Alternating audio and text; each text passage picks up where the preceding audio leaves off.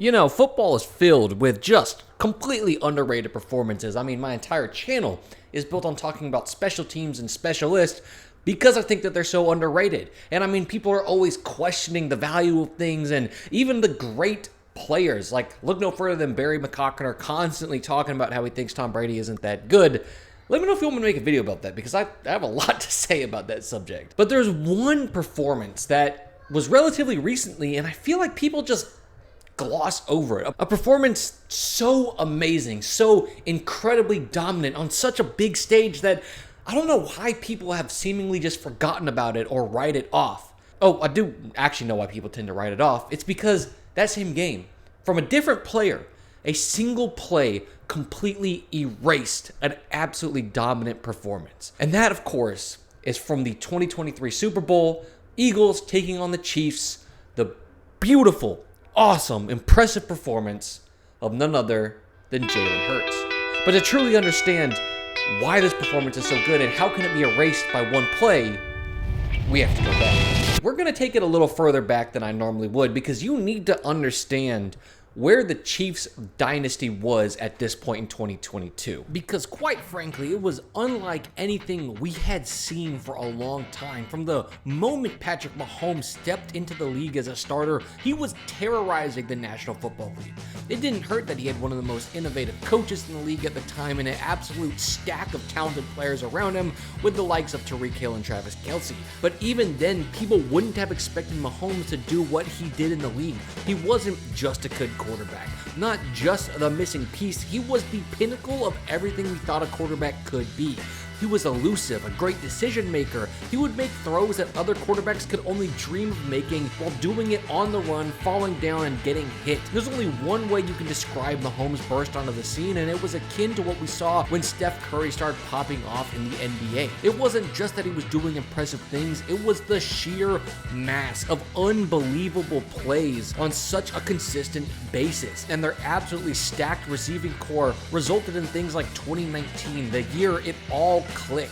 A second year, Patrick Mahomes led them to 5th best offense in the league, and their defense was at one of the best spots it would be, and they ranked the 7th in the league. As they would go on in the postseason, doing one of the most impressive things, beating the Texans 51-31, smoking the Titans 35-24, and demolishing the Niners in the Super Bowl 31-20, as Andy Reid was finally able to shake the skeletons out of his closet on the biggest stage and coach a team to the chip. But that wasn't all. The following year, they would once again return to the Super Bowl on the back of a turbocharged offense, where even in a devastating loss, the general consensus was, holy shit, this Patrick Mahomes guy is absolutely cracked. Good thing his receivers and offensive line laid an egg, otherwise we might start to get tired of just how good they are. Well, unfortunately they got better. 2021, they would have the 4th best offense in the league, where luckily Joe Burrow and the Bengals were able to knock them out in the AFC Championship. But 2022 will probably forever go down as one of Patrick Mahomes' best performances. Because up to this point, they had always had a top 10 defense. Yes, their offense was the star of the show, but their defense was always really effective at stopping opponents, making for a lethal combination. And in 2022, for the first time ever, their defense was not in the top 10. Heck, they weren't even in the top 15. And while usually you would see teams have a little bit of a down year when that happens, Patrick Mahomes and this offense took it to the absolute next level. After trading away Tyreek Hill, people thought that they would take a major step back as he was one of their key offensive players. But a really breakout year from Pacheco and Clyde Edwards-Helaire in the backfield for the Chiefs gave them a dominant ground game, when that was followed up with the career revival of Juju Smith-Schuster and Travis Kelce having arguably the best year of his career, all tied together by maybe the most dominant performance from Patrick Mahomes, as he made them the team to beat week to week. I mean, check this one out. Taking on the Titans, Mahomes would put up 420 yards in the air with 63 yards on the ground, almost 500 yards just by himself to edge out a win. They really were one of the most dominant and exciting offenses of our time.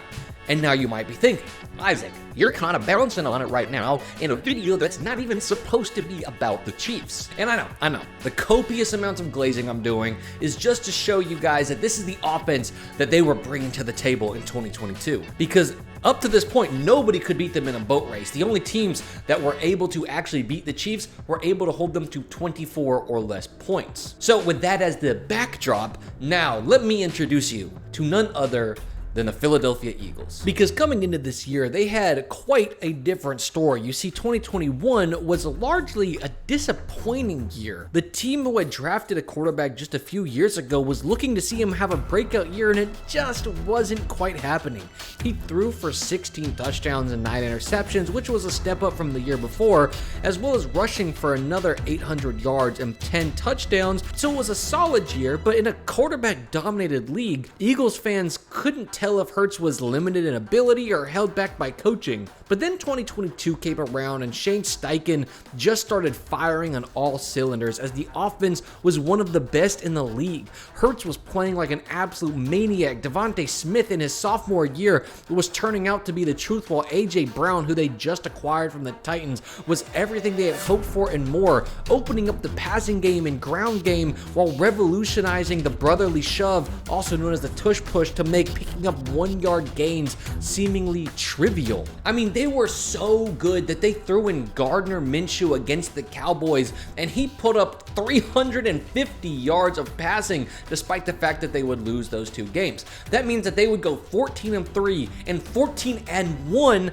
with Jalen Hurts as the starter, which was nuts. So with that in mind, both the Eagles and Chiefs were on a crash course of destiny, where out the gate the Eagles looked dominant. I mean, with ease they crushed the New York Giants under their foot with a score of 38-7. Then they would get to play the Niners, who would get absolutely built to ass with a 31-7 score, all while the Chiefs were fighting tooth and nail just to get past the Jaguars and Bengals, as Mahomes seemed to be on his last foot, limping around in games as he was clearly fighting an injury. And while people tend to focus this game around Mahomes' success, fighting through those injuries and somehow pulling off a win, what doesn't make it out of this game is what can only be called a masterclass by Jalen Hurts. I mean, 10 drives. He scores a touchdown on 4 of them and puts Jake Elliott in chip shot field goal range for the other 2, all while putting his entire team on his back. He threw or ran the ball 53 times, which is 75% of the plays this game, and it was absolutely merited.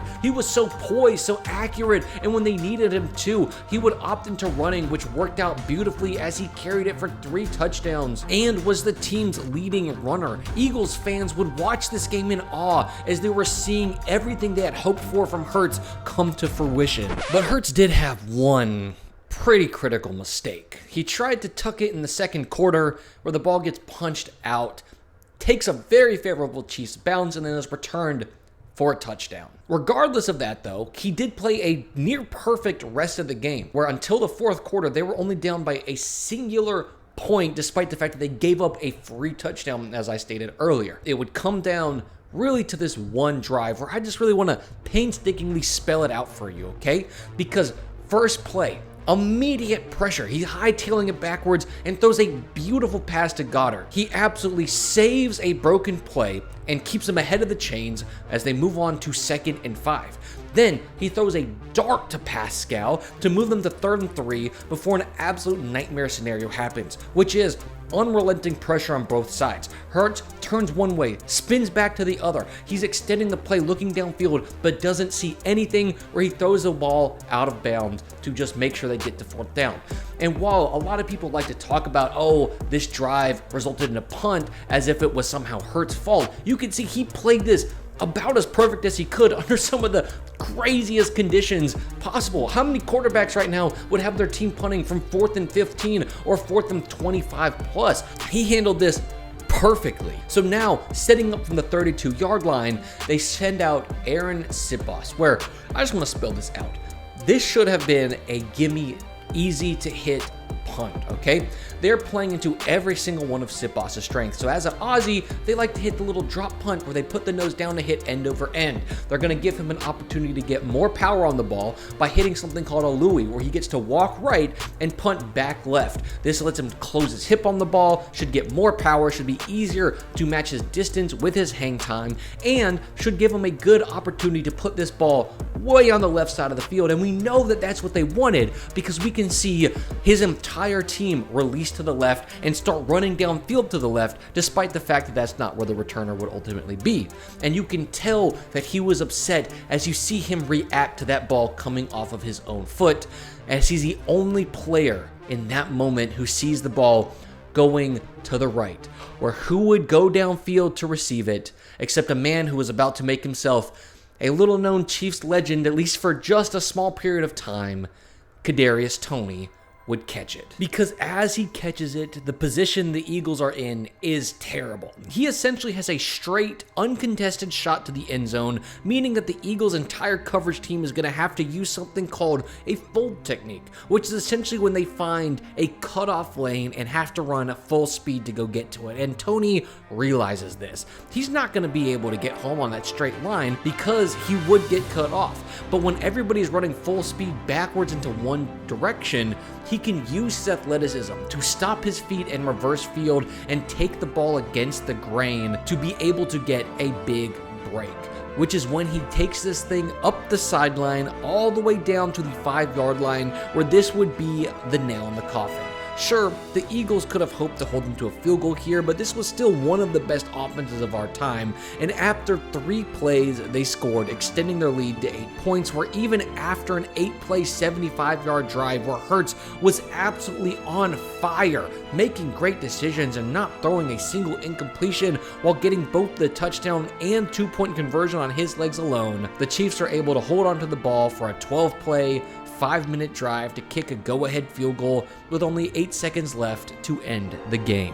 But this game on the biggest stage just showed the world that Hurts was the antithesis of what people thought, which at the time was that he was kind of just a product of the system around him, that he was a good player because he had a good offensive coordinator or had good players around him, which he did have, but Mahomes definitely has some of those too. Also, he put together a phenomenal performance against a Steve Spagnuolo defense who was always lights out in the playoffs, as we would come to see. And there wouldn't be another team that would put together a performance like this until, well, we'll get back to that. He had more yards alone than the Chiefs' entire offense and put together a performance that should have won them the game if it was not for a flukish fumble that took a very favorable bounce. And maybe more memorable to the people watching this game was the final punt, the thing that really put the dagger into the back of the Eagles. The fact that he was able to do this and get 5 touchdowns against the Chiefs and try to race them where he really should have had them in a good spot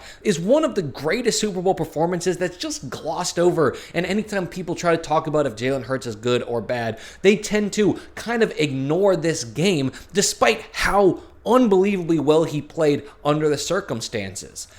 But that being said, it's not all bad for the Eagles, because despite the fact the following year, the Chiefs would go back and win a back-to-back Super Bowl, the year after that, the Eagles would come back with a vengeance, and in the Chiefs' chance to three-peat it, we would get some catharsis, as Jalen Hurts would absolutely mop the floor with this Chiefs team, now known more for having a good defense than they even were a couple years ago when he had a good performance, where he would just dissect them in one of the most brutal matters we'd ever seen, where the game at one point sat at 40-6, even though a couple of garbage time touchdowns tried to rewrite history as the score ended up being 40-22. But I will still never forget how awesome of a performance it was and how underrated and unspoken of a performance it was for Jalen Hurts to do what he did in that Super Bowl, all thanks to a single play. But as always, I hope you're having an amazing day, and peace.